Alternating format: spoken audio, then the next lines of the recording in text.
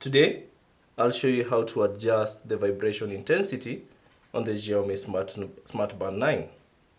So begin by swiping up from the bottom of the watch face to access the app menu. Then scroll down and find settings. Here it is.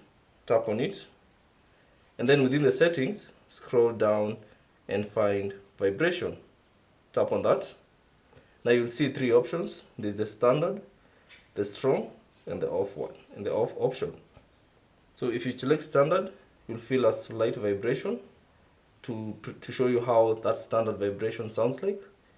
If you want a strong vibration, tap on strong, and you'll feel a vibration, ensuring you that to show you a preview rather of what the strong vibration is all about.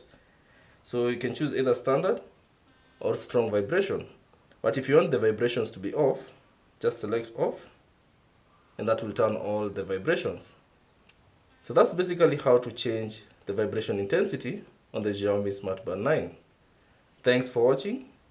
Leave any questions in the comment section below, and I'll see you on the next video.